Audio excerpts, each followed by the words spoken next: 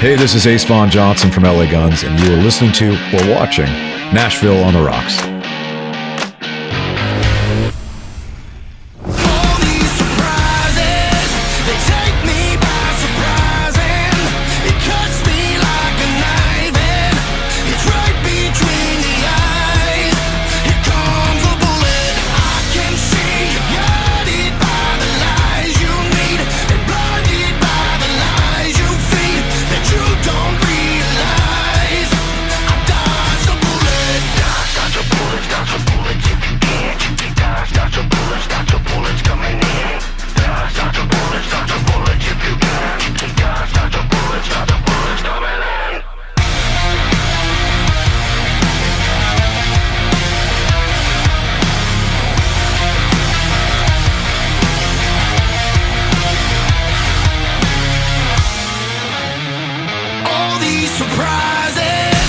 Hey guys, we're back with a brand new episode and ready to rock out with our next guest on Nashville on the Rocks.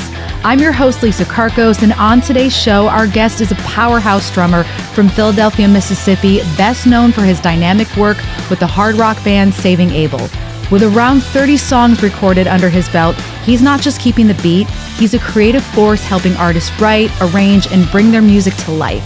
From rocking massive festivals to playing intimate venues where every breath counts, he approaches every stage with equal heart and energy. A true chameleon behind the kit, he's collaborated and filled in with multiple bands across genres, always focused on growth, staying grounded, and making every song truly come alive. So grab a drink, sit back as we dive into this conversation with our friend, the talented Dave Moratta.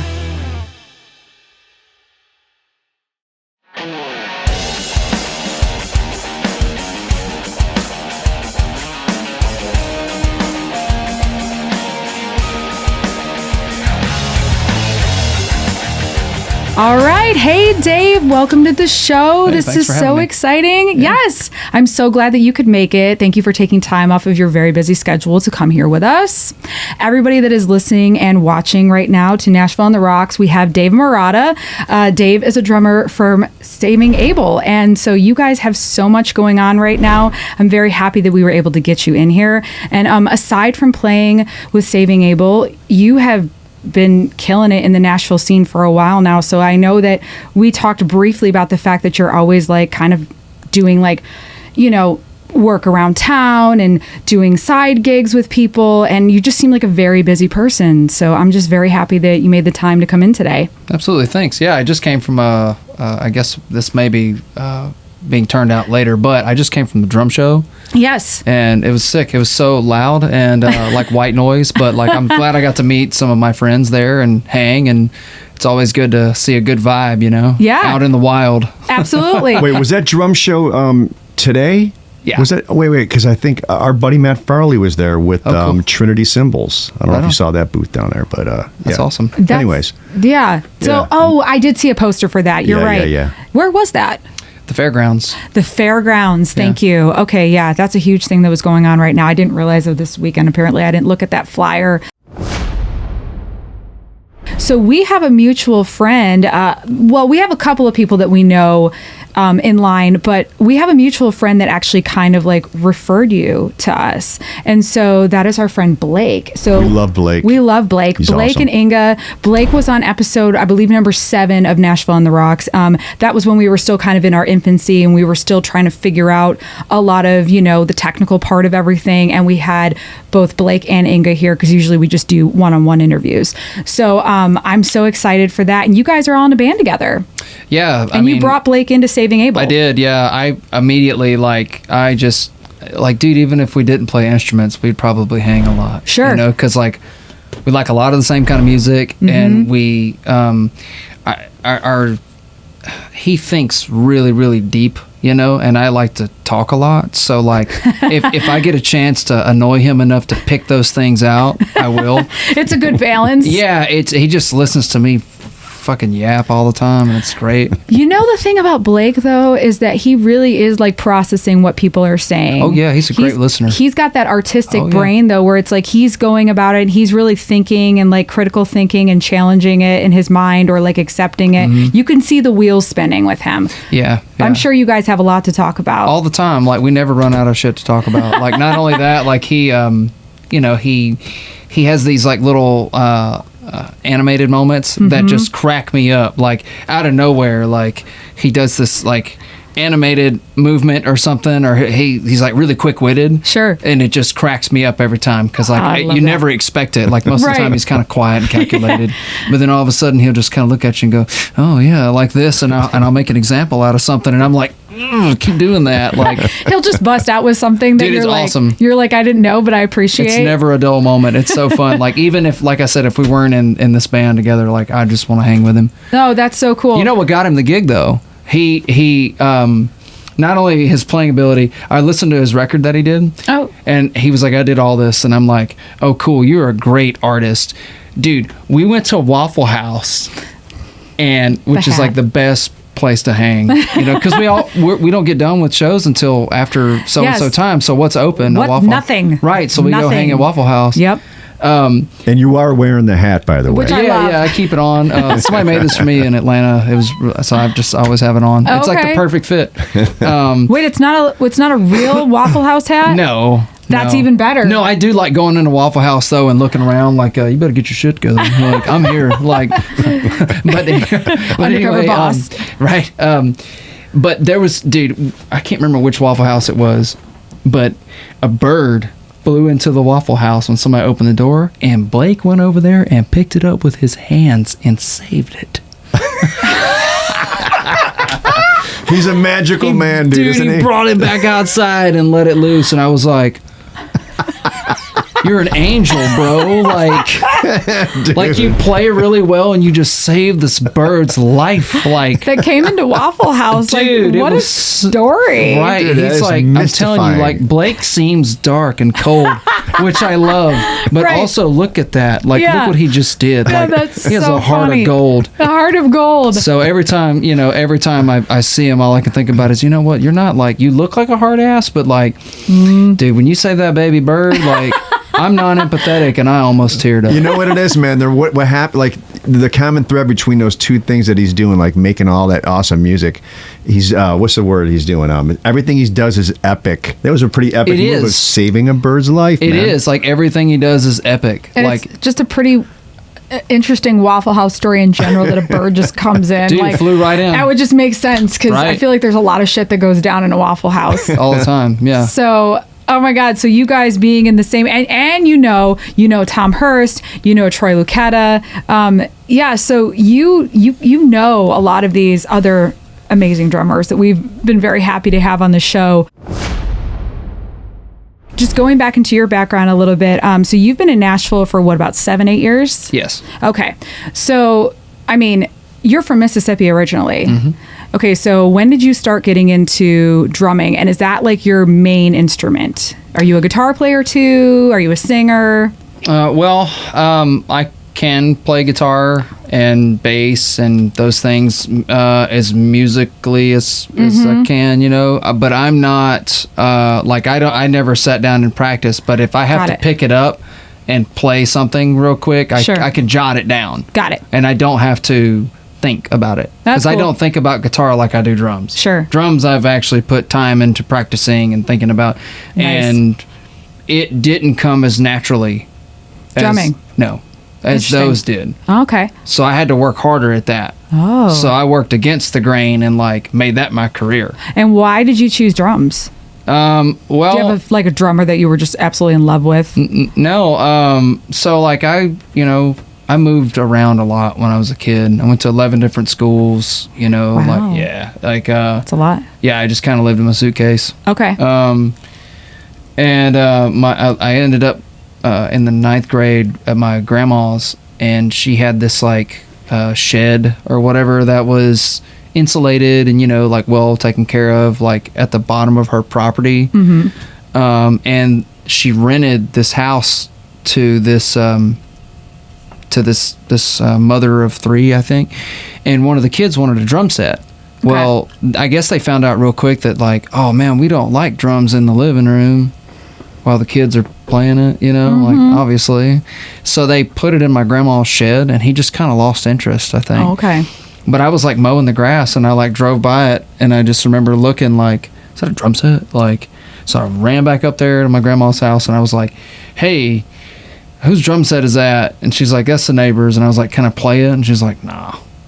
No. So, yeah, so I was playing saxophone in the band at the time. Oh, it's so funny. Yeah, so that's what I started on. I still own my horn and everything. And Okay. I can play, but my embouchure is not what it used to be. I know where everything is Right. here, but I can't. It takes a Yeah, I can't like muscle do it memory like that practice. anymore. But anyway, I saw the drums. Finally, she like let me have the keys, you know, and I went down there, and there was like some sticks on the floor with some tape, like Okay. some like medical tape on them. Yeah. And it was just like a regular chair, like, you know, Oh, there was yeah, no yeah. throne, No, like there was nothing. one cymbal, and it was like, you know, like a cheap kit from pawn shop, and I just hit it, bow, and I was like, wow, it's so loud, and it's louder than like everything else around me right now, so let's do it. So I just kind of started figuring it out, and I found this drum key, and well, if you turn it like this, it gets higher, you know, and this gets lower, and like I was already kind of a fan of music, you know, I listen to music a lot, Yeah. and I just remember like hearing the music and being like, well, that sounds like this cymbal, and or this, you know, and this sounds like this, and like, well, oh, I have to use my foot for that, like. So you didn't have like at that time, like you didn't have like drum lessons. You kind of were No. just figuring out on your own. Yeah. That's cool. I didn't take drum lessons till I was like in my 20s. That's so crazy. Yeah. That's crazy how it. So I mean, you obviously had like a connection with the drums in Yeah. the first place. So that's really cool. And the kind of music you were listening to at the time, did that have any like impact on what you were playing or what you were learning?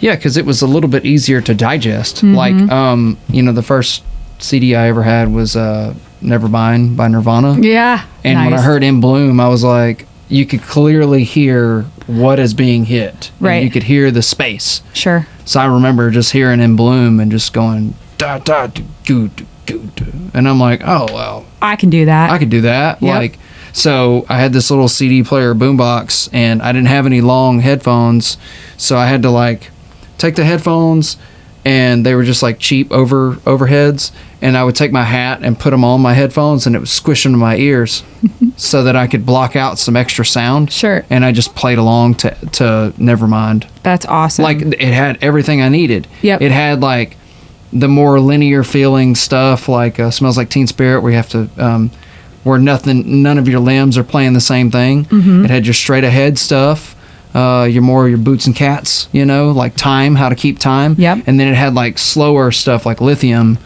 to like you have to articulate things, so like help me articulate a little better, okay. you know. That's awesome. Yeah, so it was a good album for me to kind of do what I had to do. And then like, you know, they had Poly. Yep. So it's just an acoustic track, and then like you could like play along to that and Sure. figure out what fits and what doesn't fit musically. That's awesome. So it like left the gap, or you know, something in the way at the end. yeah. Like I learned how to like play slow, you know, like halftime to that. So That's crazy. Yeah. So when did you buy like, well, I'm assuming like when did you like get like a real drum kit? like a couple years later, I was probably, well, yeah, I just turned 14, and then I was like 15 when I got a better drum set. So like, Were you still playing in the shed? yeah, Yeah, but 'cause- I'd moved again to my great grandmother's Okay. house. I was gonna say it's so hard because like parents just don't want their kids playing drums. No, it's expensive and it's loud. It's and loud. obnoxious. You know, Yep. it just sounds like a phone book in a dryer. You know, like What a good analogy. You're right? Yeah, just throw your shoes in the dryer. But That's what it sounds like. another thing too is like if you're a parent and your kid wants to play drums, you know how like sometimes kids think they want to play drums and a week later they're like, nah, I changed my mind. Yeah. So the parent, it's probably hard for them to commit to buying all that stuff until they really know Yeah. that their kid really knows they want to play the drums. Right. You know what I'm saying? Yeah, it's expensive. So I kind of got off the hook with that because my mom showed up to my grandma's one day and they said, oh, we're going to take him school shopping. and you know, we're gonna go to Jackson, which was like, you know, hour and a half away from where I'm from. I'm from Philadelphia, Mississippi, but Is that a smaller town? yeah, oh yeah, way I've never heard of it. Not that I know too much about Mississippi. Yeah. It's there. But I've heard of Jackson, Mississippi. Yeah, well, that's where the mall was. Okay. So they said, "Oh, we're going to take him to get some school clothes." So I just remember seeing this exchange between my mom and my grandma, and it was this little green card with a magnolia flower on it. And I was like, "What's that?" And they're like, "Oh, this is your child support card. There's back child support on it." Oh. And I was like, "Oh, okay. How much?" And they said it, and then I was like, "Well, I don't need that much worth of clothes. Like, Right. you know, I do need some symbols though." Yeah, you're like, what else? What else can I get? So we went to the mall, and I bought like one pair of pants and 2 shirts, and we walked right across the street to Guitar Center, and I blew the rest of that. Like, Well, so your great grandma was pretty cool. yeah, well, see, her son was a drummer, Oh. and he's the one that kind of got me like really into it because he had played professionally. And All right, for the win there. yeah, There we go. so man, he came over to the house during Thanksgiving one time, and I had like my little beater kit. I'd already pulled it all apart, and like I stained it, and like, Oh, that's so funny. yeah, I like really got into like what it's supposed to sound like. Like Yeah. I really started trying to find tones, and like I got obsessive with it. And he came over and like tuned it up a little bit, like fixed some stuff up, and just like ripped one on it. And I was like, shit, that's cool, you know. So I just aimed Really at that. doing it. Yeah, he knows what he's doing. Like That's I can't do awesome. that, you know. So he made it actually like come alive for the first time, and I was like, man, this is so cool, you know. That's awesome. And yeah, so I bought another drum kit and bought some cymbals, and you know, Just started doing that and just more and started getting doing into it more, yeah, and just really like just doing it. And then my friend gave me an iPod Shuffle, Oh my like God. the little that's one, So funny, you know? yeah. And I didn't know what song I was going to play, so I would just hit and go, oh, we're playing like this, and then the next one would be something completely different. Oh, we're playing like this. Oh, that's So it was cool. like multiple styles Yeah. of rock. What were you kind of like listening to at the time? Like you mentioned Nirvana, and we talked a little bit off camera about like, you know, some other music that you really enjoy, but what were you listening to at the time? Was it just kind of like everything? Was it like stuff on the radio, or were you like really into like 90s or grunge, or, you know, like 80s, you know, what were you kind of listening to? Metal. Yeah. Because there was no, like, all we had where I was from was like country music and classic rock. Ah, okay. And like I do like classic rock, but like when you hear it every single day on the radio, you're just like, You want something different? Yeah, right. Yeah. But the people I was hanging around, they were in the metal, What kind of metal? like metalcore. So Okay. like so I listened to like August Burns Red and Nice. Texas in July, The Case of Strain, and that's when I started developing a style. Yeah. Was when I heard Wormwood by The Acacia Strain. When I Okay. heard The Hills Have Eyes. Yep. And got to hear the double bass lick, I was like, oh shit, like this is really playing. This is like, these dudes know what's up. So I just started listening to stuff like that, and I liked more of the techie stuff, like the Black Dahlia Murder and Job for a Cowboy. That was when Rumination come out. Like I couldn't stay still long enough, or I didn't have the discipline enough to get really good at like really dialing in more of your techie stuff. But like I knew I could just kind of bash away at rock music. Yeah. And then I discovered Deftones, Nice. and it changed my whole outlook Oh on my it. Like it God. just changed my whole outlook, because I was like, you can have hints of heavy in there, but like when you just lay it down like this and you're jamming with people, Yeah. they're like, cool, he doesn't move. That's awesome. We can just lay in here. Yep. So I started jamming with people, Okay. and then that's when it just started happening. Like when I started playing with people, it helped develop my drumming. Right. It wasn't what I was playing along to. Yep. It was people playing with me and better musicians than me. What was your first formation of a band? Well, really, it was just like playing with people. Like there was only like 1 or 2 people that just got it. Yeah. Where I'm from, you know. Yeah. Because there's not too much of a gap from the age that you're talking about to move into Nashville. Yeah, right. But then some of the kids that were there just kind of, like, there was a band in the school, but they didn't really care nothing for me, you know? Like, I was, like, younger, and they were, like, so much cooler than me. You know, like, they were like, what does he know? And in my brain, I was like, I know your whole catalog. Right. Like, I've been watching you guys rehearse, and, like, this is... like, not what you're interested in. No, but I can play this. Yeah, like, but you guys are playing, like, Chevelle, and, like, I can... Easier stuff. At the time, I thought, you know, like, it was easy to digest. Sure. Like, you know, but, like, guys in that band would later go on and either not do anything at all, or, like, you know, some of them still to this day do it. Yeah. So I just didn't keep up with them. But yeah, there was a guy that I went to high school with that was a really good friend of mine for many years, and he was into, like, Killswitch Engage and Lamb of God. Absolutely. And, like, we played that. Okay. We learned, like, you know, Lamb of God songs, and we learned Killswitch Engage songs, and we were one-on-one in front of each other. Yeah. And we did that all the time. That's awesome. That's all we did was, like, we just learned Sacrament by Lamb of God, or we'd learn, like, Wrath by Lamb of God, or we'd learn, you know, like, just the whole thing. As Daylight Dies. Like, we would just learn those records.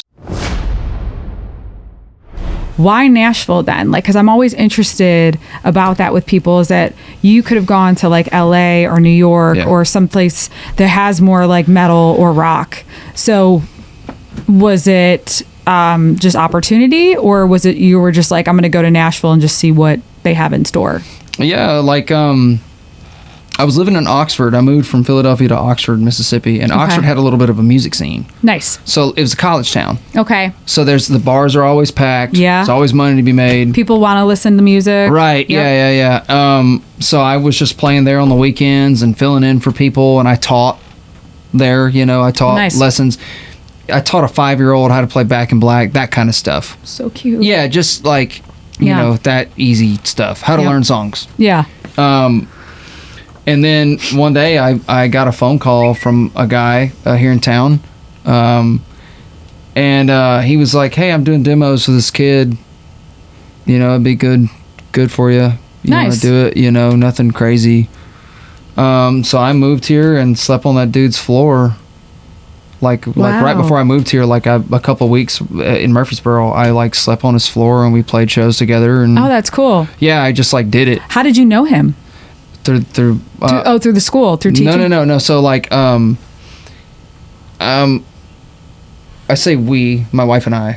Ah, got you. Okay. We're like, let's just go to Nashville one weekend, just see. Like, I bet I could work there and make and play drums and make a living. Right.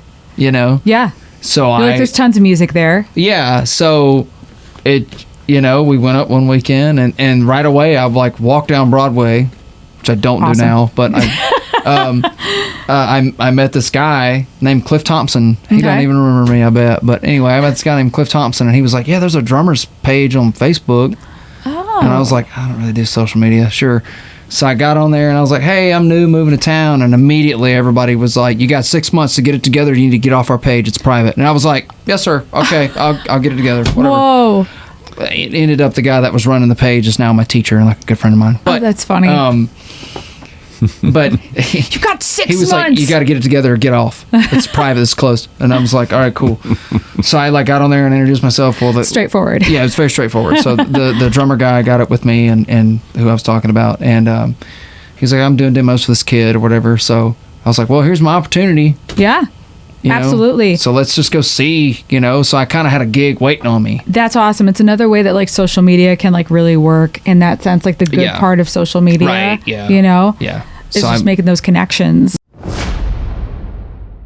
I'd been hanging out with some other drummers, and then I saw that, like, my drummer friend got the gig. And I was like, wait a minute, I thought I was in the thing. Like, I didn't know.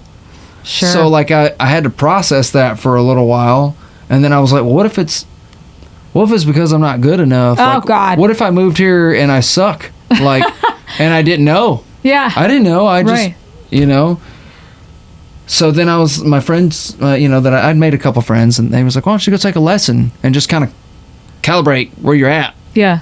So, sure. So I met Tom Hurst. Oh, and I drove to Tom Hurst. It was, like, snowing, and I was like all stoked, you know? Yeah. And he was like, yeah, man, sit down and play. And I like played in front of him, and he's asking me questions like, do you know about this and this and this? And I was like, no, I don't know about any of that stuff. And I was like, oh man, I need to really get it together. He's like, can you play to a click? And I'm like, well, yeah, I've recorded before, and like, Sure. you know, but I didn't understand the depth of it. Yeah. Like, I didn't understand I don't want to say politics, but I didn't understand the hang part of it that well. Sure. Just didn't understand. No, that completely makes sense. You didn't know, and Tom's background is all like teaching all that and is. learning and Right. going to school. So it's like, you know, I mean, he has obviously the musical part of it, but you know, he brought that other part with it. He's a Along total the way. pro, man. He's a on pro. everything. Like, he Yeah. understands that this is a job. Yeah, it's a gig that's to the me. It's a job part job. of it. Like, I got to pay the bills, you know? So he And helped. what a talent, too. I We know, got. Oh, right? he's a beast. I think you couldn't learn from anybody better, though. Well, it was the way that he kind of said it to me that I was like, oh, this is like for real, for real. Like Like you believed him. Yeah, I was like, I got to go practice. And so I just started fucking practicing like a All the time. lot. And I just cut the bullshit out. Like, Yeah. I just went straight to the heart. Like, I knew exactly what I needed to work on. And I just like focused on it. And I focused on like learning rudiments and like really, really dialing myself into it. And I just started taking gigs. That's like, awesome. Everything that I could get my hands on, I just started taking gigs for years. And I started taking like jam nights and like Yeah. going out there and failing miserably all the fucking time. Oh. And yeah, I just failed all the time. I just screwed up all the time. Well, that shows that you have a lot of tenacity. You have to, like, Yeah. I mean, how But, else are you going to learn? But then again, Yeah. there's a certain fearlessness that you have, Exactly. man, that kind of makes it really special. And it's cool kind of coming from the opposite way where you kind of get all your bones about drums and you're the passion about playing drums in you first, and then you go back and then you just polish up like the mathematical parts of the stuff. I think that's a better way to go at it. Right, Keep yeah. the artistry, Yep. you know what I'm saying? Yeah, like Yeah. I've got a kid at home. Right. My son was 2 years old. I just uprooted everything and we were sleeping on a mattress. What was I supposed to do? Right. Like, you know what I mean? Like, Yeah. is this some kind of fucking joke? Right. Like, you better get it together. Yeah. So I got up here and just started digging. Like, Yeah. found my people and found my lane and Yeah. just stuck to it. Like, I was awesome. like, yeah, the rock dudes were like, I just didn't beat around the bush and try to be somebody I wasn't. Sure. I just got up here and was like, I really like those bands that those people are listening to. Oh, Yeah. there's a jam night that revolves around it. Yeah. So I just went up there and I was like, I know Deftones and Filter and Yep. I know that scene, Taproot and all Yep. that stuff. I love that stuff and that, you know, Perfect Circle. Yeah. I was already really into like Josh Freese and like Sure. Abe Cunningham, and like I kind of already knew that language. I knew how to Yes. like move that language around.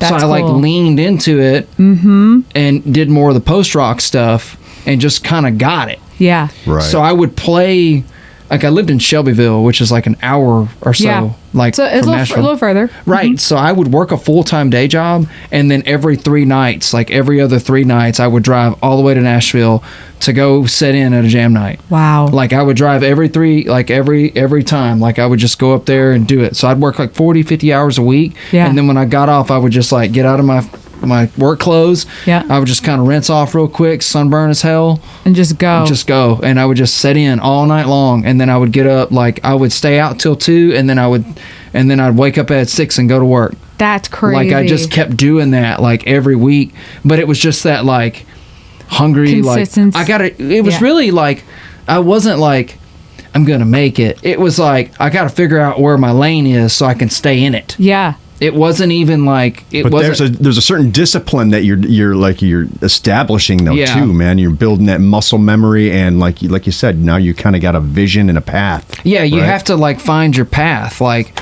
That's really awesome. Right. So you have to dig at that. And, you know, I wasn't going to, like, I just wasn't going to take no for an answer. Mm-hmm. But I didn't want to be pushy. Right. So I would always kind of watch from a distance in the room of, like, where I need to be. Yeah. And You that kind know? of goes back to the self-awareness thing. Just kind Yeah. of reading the room, looking around. Right, yeah, yeah. Seeing what's happening, where you fit in, like maybe what people need, and I'm sure that sounds like that led you to meeting a lot of people. It did, yeah. Yeah. I met, like, my people. Yeah. But I also figured out where my people weren't. Yeah. Like, Yeah. that was the hardest lesson, too, because, like, it really bummed me out a lot. Mm-hmm. Like, Like, you know, I'd be like, man, this person's so cool, and they're kind of like giving you the runaround, or they're just like being flaky, and then I just finally just told I'm not gonna put up with that bullshit anymore. Yeah. When I started being like that, those other people that were like that were like, see, now you get it. And then they were cool. So that's cool. Yeah, so like my circle kind of reevaluated itself. That's interesting. And I just relearned how to people. Yeah.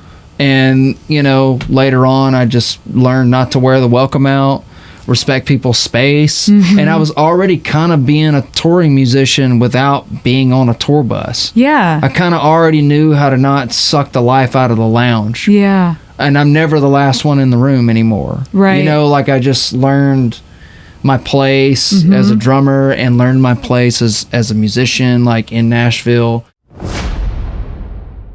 And then, dude, it was crazy. Like I built my studio, and within like a year, like, boom, I was on a tour bus. That's crazy. Because I just dialed it in. Yeah. I just knew exactly what not to do. That's what it is. You're like dialing it in the whole time. You're figuring out. Maybe you're learning the hard way, because it sounds like you didn't have someone kind of walking you through it, but you're piecing everything together, and you're like, it's all trial and error at that point. Right. That's fascinating. Dude, you learned it like doing it the hard way, like the right way of understanding all the nuances of your path and exhausting everything and just staying disciplined. I think that's really, really, really honorable, man, and respectable. Really cool way to do things, man. And just by talking to you, you just seem like a really hardcore, like, I'm gonna do this, and you do it. One of my favorite parts of the show is I'm going to teach you how to make a cocktail, but you don't drink. And I really enjoy that. So we're gonna teach you how to make a mocktail. So we're gonna make sandwiches, dude. Just kidding. Yeah, I love to cook. I'm such a foodie. We're gonna make the best bologna sandwich you've ever had. With we're gonna teach you how to make a fun mocktail that is something that you can enjoy sans alcohol. So I'm sure that you know just from watching the show, which I know you said you've done, which I feel like I'm so honored for that we have a lot of guests on here, a lot of guests that don't drink for a variety of reasons. And I just think that that's super cool. So I'm looking forward to that. But we'll get into a next part of it. I'm going to get some tools together, and we'll be right back. Awesome. Hey, it's Katie Cole, and you're watching or listening to Nashville on the Rocks.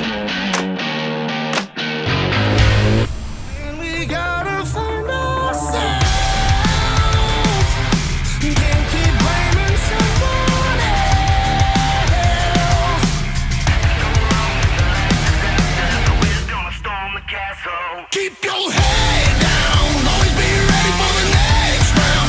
Finger on the pulse, be up, down. Keep pushing, keep swinging. Hey now, pain just a part of the game now. Heavy as a drum that we lay down. Gotta stand up, keep pushing, keep swinging. Okay, so we are back, and now we're getting ready to make the cocktail. So I have a couple of things out already for us. So I thought it would be fun to make like a cherry limeade, but then I have a tangerine like seltzer with it too. And so the thing I like about this is that I say this all the time, is that when we make mocktails, they can have a tendency to be very sugary, and I definitely don't want that to be the case. So I always try to find ways to like make it work, make it fresh, exciting, but not just like a dripping soda or something very sugary. So I have here 2 different types of cherries, some fresh lime, and the tangerine. And I thought what we could do at first would be to kind of like muddle these fresh cherries and then use a little bit of this cherry juice in the actual cocktail. And we're not working with a lot today, so but you're a drummer, and I wanted to do a shake because I think it's awesome when drummers shake the cocktail. Okay, cool. Yeah, I'm down. All right, so let's do this. So I think what we'll do first is we'll just do a couple cherries each. This is like insane. Look at these stems on these cherries. Like, Show the camera, babe. they're fucking wild. They're crazy. Okay. And I thought what we could do is we can muddle a little bit. So I'm actually going a little off grid, and I figure we could muddle this in with the soda water. Cool. So this is a muddler. Yep. So we can just do a little bit of just, obviously we're not going to get like a ton of juice out with this, but just a little bit so we get some essences, some oils, some fruit out here, just a little bit. And that's the cool thing about like muddling like cocktails or whatever. Like That's what you're doing right now is yes, muddling? it's just a little bit. Like you don't have to like mash fruit or like mash anything crazy. Just a little bit is enough to just release any oils or, you know, whatever you're going for. So, okay, maybe not the prettiest thing yet, but we're going to have the ice on top of it. So, okay, so... Oh, that's all going to be in there. We're going to put some awesome leave it in music there. over Just there. leave it in. Leave all the little noises and nooks and crannies. Okay, so I'm going to make 2 drinks. You're going to make 1. You're going to make a drink for me, and I'm going to make a drink for you and Dan. So it's going to be perfect. So I'm going to do... I kind of want a lot. So I'm going to do like 3/4. You hear that sound effects, man?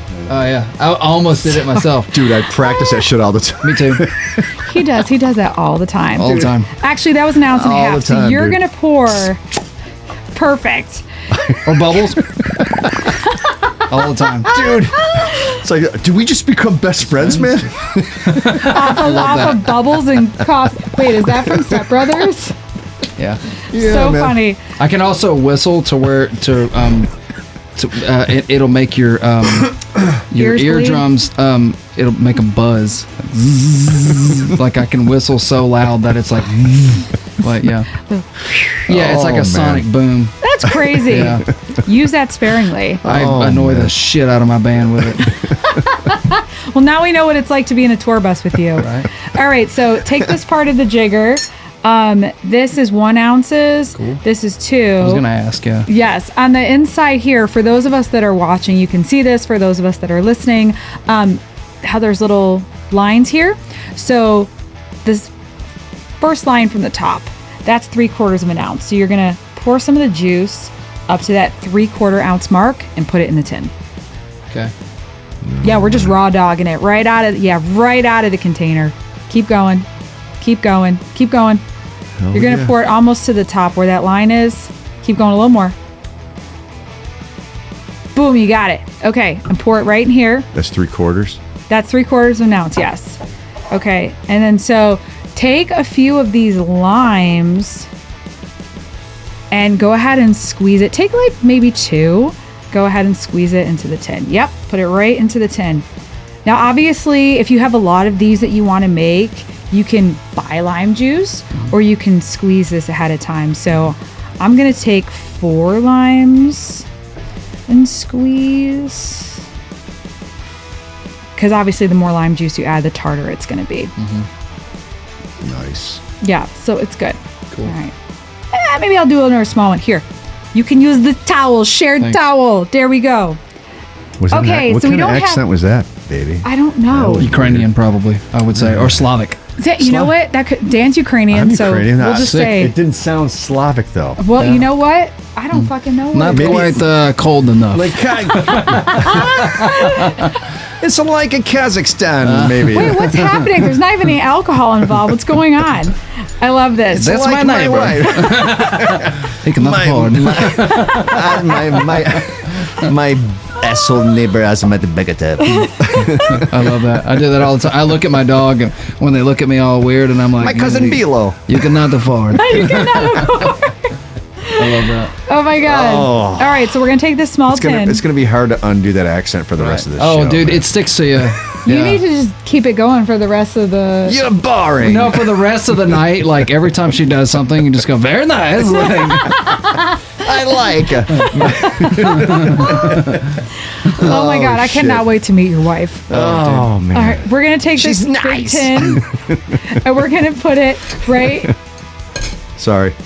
I have the wrong shaker. Oh my god! This is why this isn't working. Real life people. Okay, so I'm gonna take the small tin, put it right here. okay. I'm gonna smack it. So it's got a seal on it. Do so I do that? You're gonna do the same thing. Yes. Okay. See how that's like sealed in? Yeah. Okay, and so we didn't have a whole lot to work with, like that's in the tin right now, but I wanted to do a shake because you're a drummer and it's fun. So, all right, we're gonna shake this for about 10 seconds. We don't have to do this very long. Do I need to do this in like a time, or do you want like 16th note triplets? You know, let's or follow like, your lead. Like, Just you know do what the I mean? standard 120 BPM, man. Yeah, they just. Oh, so like There we go. We're just gonna make it happen. Rich Redmond said these were eighth notes. yeah, it would be 8. Okay. 1 and 2 and 3 and You 4. don't need to get any crazier than this. Some 16th notes in there. That's just ridiculous. I like. It's modulated now. All right. See how it's like really frosty? It is. Frosty. My Okay. hands are numb. Yeah, that's what happens. All Imagine right. doing these tonight. All right. So we're gonna break this seal. All right. It's okay. Might take a second. It's an art, and even then, not a perfect one. There we did it. All right, so what we're gonna do is, this will be mine. So we're gonna take this strainer. You're gonna put it right on top of this, the larger tin, and then we're gonna pour what the contents are into this glass. So for me, it's gonna be half. Ooh, that looks nice. What a nice color. Love the color. Love the color. Love the color. So I really wanted, I just hit the mic. I really wanted to do this because it's fucking hot as balls outside. And I was like, I could go for a cherry limeade Nice. mocktail of sorts. My All bass right. player also does this. What? Bartends? Yeah. Love it. He can also speak Spanish. Can he? Bro, Greg is the best. I love it. You gotta meet him. It's Shout cool. out to Greg. Yeah. Woo! We're gonna open this one. Okay, you're gonna pour it, just to fill it up 3/4. You know what's wild though is like every bartender I've ever met is so nice, but sometimes you don't have to be nice at your job. I bet you're like, hey man, stop. Yeah, I've had my moments where that's the case. Yeah, like Greg's a golden retriever. I have no idea how he could do it, but I guarantee you, him being like all 6 foot of himself could probably throw you out. If he has to do it, he'll Yeah. find a way to do it. I am the nicest person that you will meet, but if you test me too hard, it's gonna happen. Nice. All right, here you go. You gotta have. I'm gonna give this to you. You're gonna me? give this to me, What did and that- I'm gonna give this to Dan. There you go, babe. And we're gonna try this look how pretty that cherry is. limeade tangerine I love it. essence cocktail. Cheers, man. All right, Yeah, cheers. absolutely. Thanks for coming Thank you. on the show. Yeah, this is so much fun. I'm having a blast. Let's talk a little bit about you becoming a member of Saving Abel. Sure. So, like, you're from Mississippi, they're from Mississippi. Yeah. Is that where the connection started, or did y'all meet each other here? No, yeah, I moved here. I was, it was 2017, and that was like when like a lot of the jams were like happening. Yeah. like it was sick, dude. Like It was all the time. I feel like, man, back then. but they were like just fresh enough, you know. Like it wasn't as closed off. They were kind of allowing new people in a little bit, you know. So it was kind of loosening up, but it was still like fierce, you know. So there was like the loud jams and the grunge night and the rare hairs, and like Yeah. I played every one of those Nice. all the time. Like so there was this one night that was like, I think it was like New Metal New Year's or something, and there was like Taproot and Deftones and Filter and all those bands on there, so I already knew a lot of that music, and I'd already gotten kind of comfortable, Yeah. you know, because I'd only been in town for like 3 years. So I'd already gotten comfortable with like not only some of the players, but like just the vibe in general. Sure. I've just taught myself about the vibe, you know. Yep. And there was a rehearsal for one of them, which is incredibly rare. Yeah, that is. It's super rare. Like most time you just get up there and do it with strangers. Right. So there was a rehearsal at SIR, and one of the songs was Mud Shovel by Stained. And the drummer at the time, I guess the previous drummer, original drummer for Stained, John Wysocki, who was a great friend of mine, who has now since passed on. He was supposed to play Mud Shovel that night as like a guest, and he did not show up to the rehearsal on time because he didn't know it was timed. He didn't know they were on a schedule. He was just like, I'll just show up when I can. Got it. Well, the singer from Saving Abel was singing that song as a guest, and everybody in the band were like my friends. Okay. And they said, well, John's late. Does anybody know Mud Shovel on drums? And then my friends were like, yeah, Dave knows it. And I was like, yeah, I do know that song. Yeah. So I got up and I played it, and we just knocked it down. That's awesome. And then John came in and played it after me. Okay. So we got a good. So the singer got a good kind of context. Like we both played it, but there was a different feel to it. Not really different feel. Like obviously he's the original guy, so like Sure. he had his way of doing it, and then I had my way of doing it. Sure. So Jared got that contrast, Absolutely. which is rare too. Like not only do you not get rehearsals, you don't get to hear it like that. You're just up there on stage running through it, and then you're like, I don't remember. I just did it. Yeah. Well, he kind of remembered me or whatever, I think. And then we just ended up just hanging out a lot. Oh, me and the that's cool. singer, yeah. And then, man, like then the pandemic happened. And he's like, man, you should just come hang at my house. We'll like hang. Yeah, hang, He talk was music, not, whatever. yeah, but he wasn't in the Nashville thing. Yeah. He wasn't in like the scenes and stuff. He was a band dude that just so happened to live here. He's a professional songwriter. Sure. He just wrote songs. He didn't like hang out with anybody. Anybody. No, he didn't really get it. get that. He just wasn't into it. He was like, man, I've been in a band for most of my life. I don't really think of gigs and stuff like you do. Got it. I just don't. That makes sense. So I just felt more comfortable around him, I guess. Yeah. And we liked a lot of the same music. And he would show me bands and I would show him bands, and we just like hung out a lot. Like, That's and so cool. then he had acoustic stuff, and he did like his own thing for a while, and I thought that was cool. And then he asked me to join that, so I did that. And then we did this like Hello TV thing, which was like a pandemic jam. Okay. Closed indoors jam Yep. or whatever, and it was recorded. So you like have to knock it down on the first try. You Sure. can't go back, and it's recorded. Which I can't watch that performance to this day because I just didn't play the songs like I want. You know what I mean? It was my first time, and now I'm like, oh, don't ever do that drum fill right there. That sounds like dog shit. So yeah, we just hit it off after that happened. Well, then we just started hanging out, and man, he just I don't know, man. We just kind of became friends. That's cool. Like just became friends. And years later, we're still friends. Yeah. Like I think even if we weren't in a band together, we'd be cool. Like That's important. yeah, like I think so. Like Yeah. and it feels great, But yeah, we hit it off, and then I went to one of his acoustic shows, and he was like, "Man, I've been hanging out with a guitar player from Abel," and I'm like, "Oh, it's cool." And then like a week later, he was like, "Yeah, man, I'm going back," and I was like, "Oh, cool," because I was playing with this like blues rock guy at the time named Lance Lopez. That guy slaps, dude. His music is so good, but. I had gigs and all kinds of stuff. I was already kind of working. You had a lot going on, too. Yeah, I was already kind of working, man. I didn't really think of it. And at the time, like, he was like one of just the people I played for. We were homies. Like, we hung out a little bit more, but like, he was just another gig type deal. That makes sense. So when he was like, I'm going back, I was like, all right, cool. If you got any solo stuff, just let me know. Like, so I can kind of keep you in the loop. So because I like playing with you. I don't want to like book something and us not be able to play. Sure.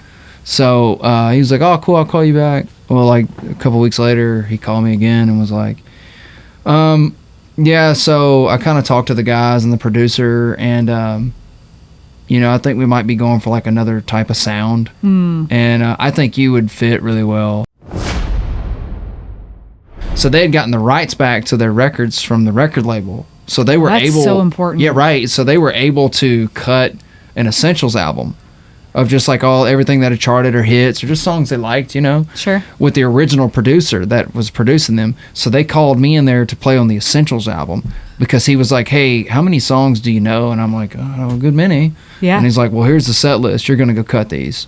That's so awesome. I played on the record first. Okay. And I did I always joke about it. Like, obviously, like there are musicians that can blow me away, but I did about 9 songs in about 4.5 hours. Wow. So I just went in there and just Blasted right through it. like huh? just blasted through it. Like, and I guess the producer was like, "Hey, man, he's good. Like, he's good for it. Like Yeah. he can vibe." And I could like learn on my feet. Well, the funny thing is when I was telling you about my room my shed that I built.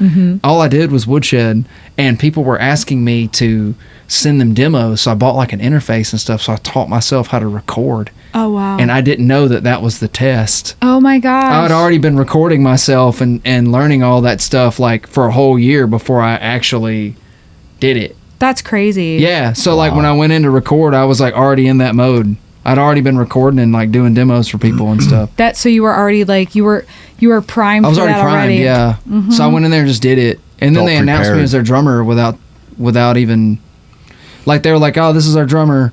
And then the press came out and I hadn't even played with them yet. Oh my gosh. No rehearsal, nothing. That's so cool. Yeah. It was just everywhere. And I was like, oh, okay, well, I guess I better be good at it. Yeah, no. So I just kept doing it. And then just, one thing led to another. Next thing you know, I'm playing on their albums and shit, I'm 3 albums deep now. That's awesome. Yeah, I've done 3 records with them. We've a couple of the songs I played on have like charted. How does the writing work with that? Is Jared like, is it kind of one of those things where you all are writing together, or does he do the bulk of it and then brings it to you guys and like, is like, what do you all think? Or like, does he just kind of go through everything himself? It could like really just kind of Varies on the song? Yeah, it just varies. Like I've written one with him and like we were sitting at breakfast and wrote one. Like that happens. Or sometimes like he'll just schedule it and like we won't even know that he's in there and he'll be like, here's your demos. Over the years, the producer has gotten a little bit more hands-on with me. I guess it might be just a trust thing. I don't know. But like, he's like, I got this. Yeah. It used to be like, here's your Dropbox file.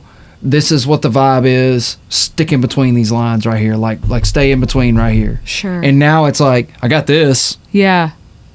You Yeah. know, And what do you you're think like, of it? And you're like, all right. And then you go in there and he's like, maybe we can try something like this here. Like, what would you do? I love it. Has it been the same producer for a while? Yeah. Okay. Yeah. That was kind of how they started. That's always been like their 6th Beatle. I got you. It was always the Okay. same. It was like an in-house producer. Okay. So like basically they have been producing themselves Oh, okay. ish. But like that guy's no slouch either. Like Yeah. he's been on like he has a Grammy. Like Yeah. yeah, like he's a Who's real the producer? Skid Mills.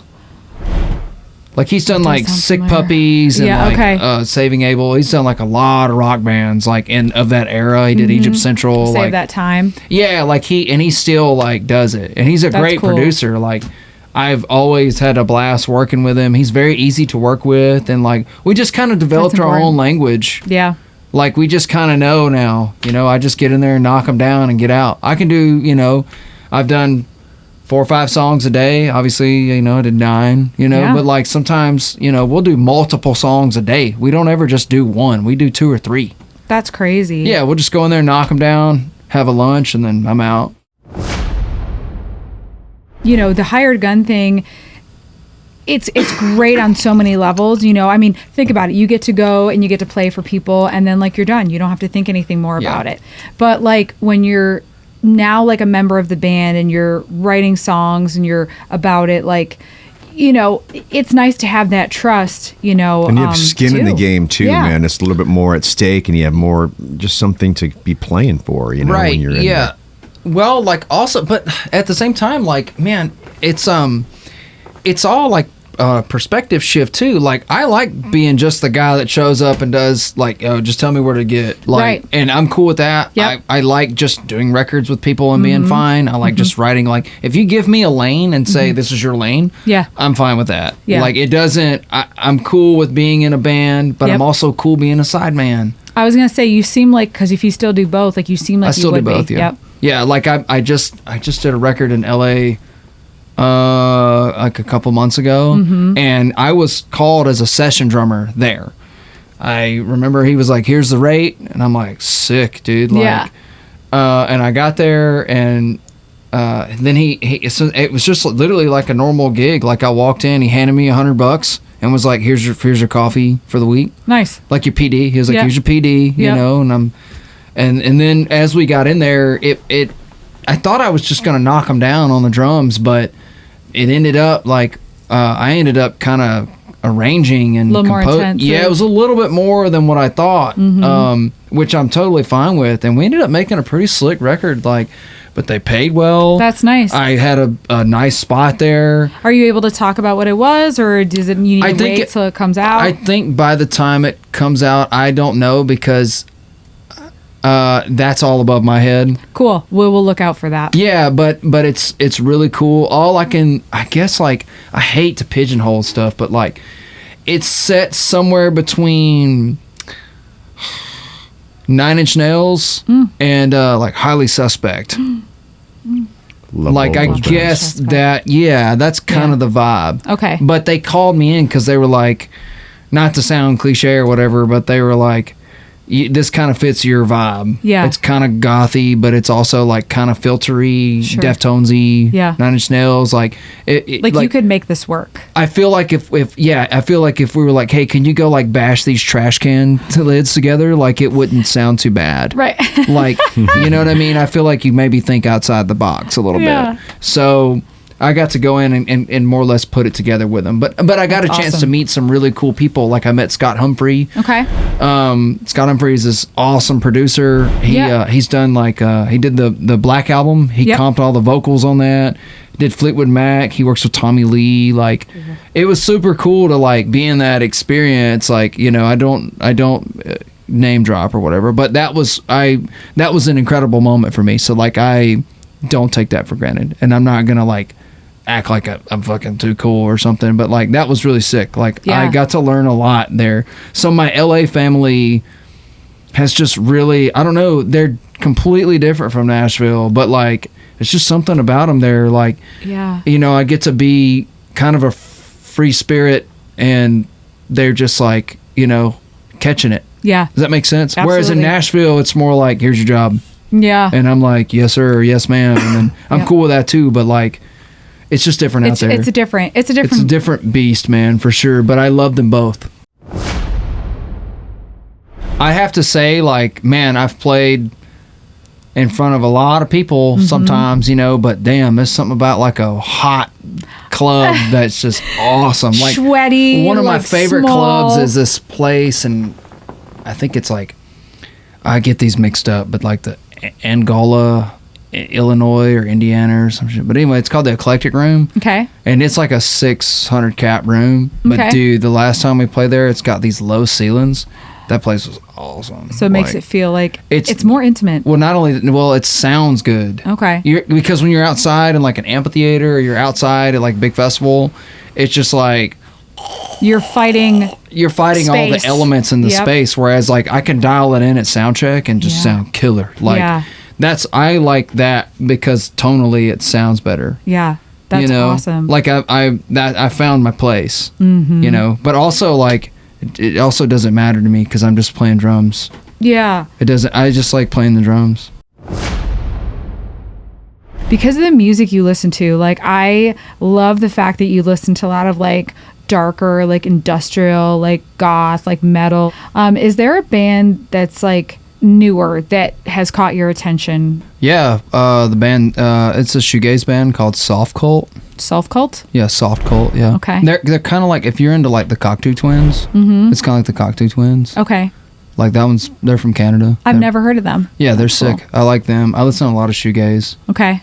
Another one would be like Teenage Wrist. Okay. They're super sick. But then like I can go off on like weird tangents of bands that are kind of like that from like even the 90s. Like I love bands like Failure. It's one of my favorite bands. Hum. One thing I've noticed here recently, and it just baffles me. People that get so into that brand that like they attach themselves to it, and it's Like just, it becomes our identity.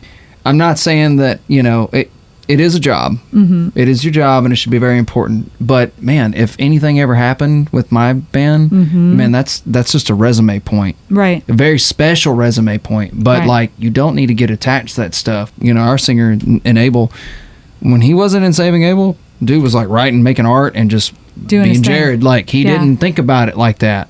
Yeah. It's powerful, and he created it. Right. So like He's the one person that should have identity to it if anybody does. yeah, sure, but he's still but like he doesn't do that. no. Like you know, it is what it is. But when I'm gone, I'm gone. Yeah.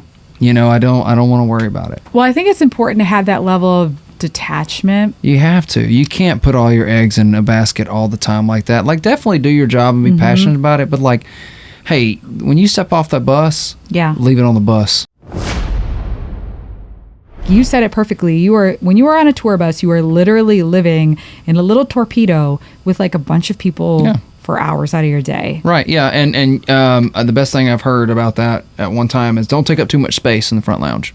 Yeah. Don't be the last one there. Like, clean up after yourself. Keep your junk bunk nice and clean. You know, like wash your sheets if you're on a long tour. You Yeah. know, do that. Get out of there. I use my PDs and I get a rental car. Yeah. You know, like get away. Sure. Like Yeah. go have fun and like still be yourself. You know. Right. But when it's time to go to work, it's time to go to work. Make sure you keep your chops up. Make sure you practice a lot. Like when I'm on the road, I carry a practice pad around with me all I the was time. going to say, yeah. Do you know Rich Redmond?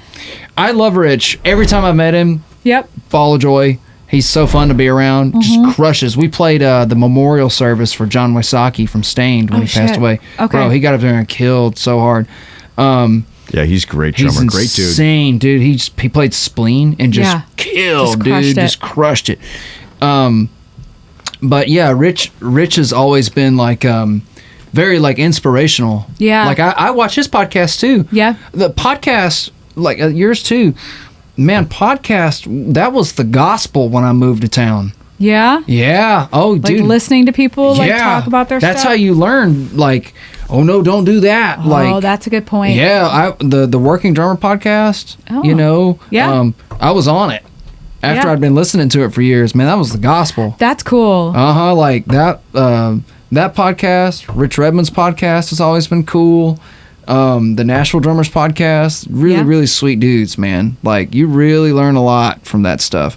Your podcast, like, you know, you've had Tom Hurst and Yep. Baz. Like, Yeah. I've toured with Baz. Like, what a dude. I know. He's All these so guys good are at just gems, man. Like you guys have a knack for picking like cool dudes. I used to mow yards with Troy Laketta. it. Did you really? Yeah, I thought that was cool. Yeah, That's we great. mowed a yard Oh with my him. God.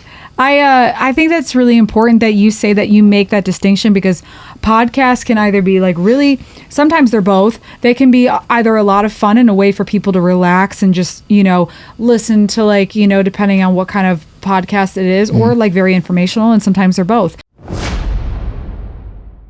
In the music industry, it is never going to turn out the way you think it is, ever.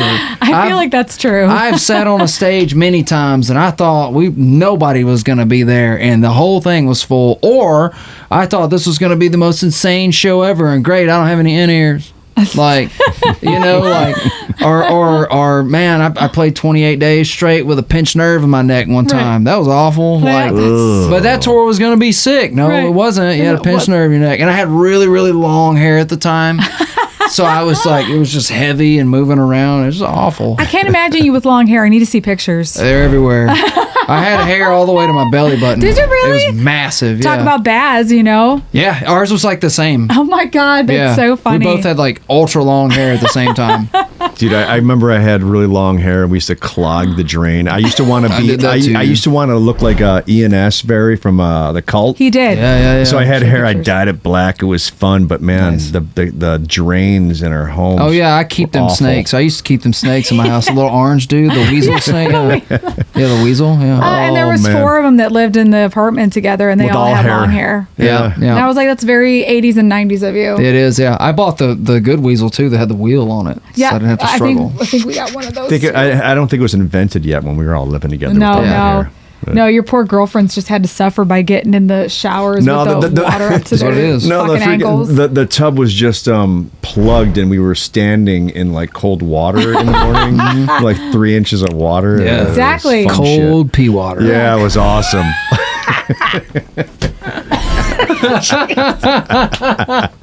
Really living it up. Nobody can tell. Nobody can tell. On that note, That is disgusting. so bad. Gross. Oh shit, that was great. But Well, yeah. on Open that wounds note, and sepsis. Good times, man. Good times. do you know Naveen Copperweiss? I love Naveen. What a beast. Yeah, He's just a beast of a human. I beast. spent New Year's Eve at his house. And I walked in, he was like, he's so like cool. He's like, oh, what's up, dude? You want to see my drum set? And I was like, yeah. And I like, went in "Yes, there and was I like, do." this is so sick. He's so fast. Like He's very fast. he comes, I play in this Deftones tribute band sometimes. Okay. He comes out and watches us. That's awesome. Yeah.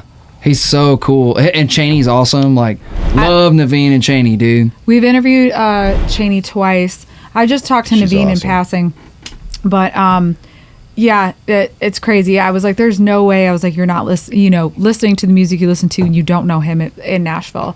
Oh, yeah, I feel like yeah. they're really cool. Yeah, all those dudes, like that little circle of people, Mm-hmm. like the Fallujah guys hang out there. I think maybe the Whitechapel dudes on occasion. Yeah. Like Ben and all those dudes. Like that is cool. a band I've just gotten into. Whitechapel? Recently, yeah. Shit, I've been Whitechapel. following them since 2009. That's crazy. I know all their records, every bit of that. I've seen them so many times. Have you? Oh man, they're one of my coming favorite here in bands. December. Yeah, I think that's their next Nashville show. I'll see it again. I'm I gonna- see it every time. I'm gonna be there. I'm really excited. Like, I actually showed some of their stuff to Dan, and he was just like, It's good. They're from Knoxville, right? Yep. It's just good metal Yeah. music. It's It's- just really good. It's always been right on the money too. Yeah. Like I love that band. I don't know how or why I didn't know them ahead of time, but I'm definitely, that's another one that's on my radar. So also a reason why I ask people what they're listening to is because, I just want to know so I can check it out. I'm in for the music too. Like, Yeah. I'm all about like checking out the music and the shows.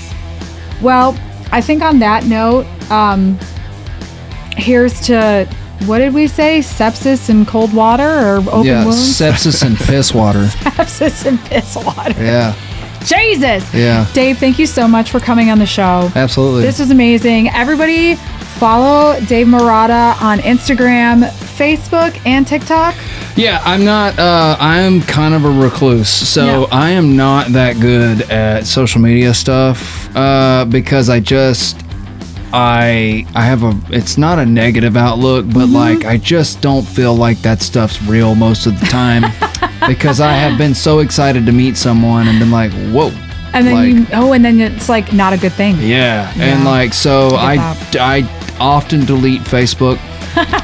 Like just I'll get on there and like post 2 or 3 videos and just bounce. Yeah. You're I'll like, keep the messenger, and then all of my apps are set up on a timer. Oh, okay. So if it's so many hours a day, and then they turn off. really? Yeah, That's a Good good idea. for you. I just don't. I just don't It's do okay. that anymore. I get it. But you can find me, and if you want to hit me up, go for it. Yeah. And just So- like watch your stuff. Yeah, like I have to keep some of that stuff on because I still do the sideman thing. Yep. So I do keep that up. I just don't have a massive following because I just don't pay that much attention to it. I get it. I'd rather do this. I get This it. is more valuable. Yes, this is like talking face to face on it. And so when we release this, we're definitely going to put all your socials there, and Okay. then whatever tour that you're doing at the time, we'll list that there too. But well, thank you for coming on the show. It's been a pleasure to meet you finally. And I don't know, I'm we're gonna hang out, but I wish you the best. Thank you. You got a lot of good things coming up. Thank you. Yeah. All right. Thanks for coming on, brother. Yeah, thank you so much. Yes. All right. All right. Until next time. Cheers.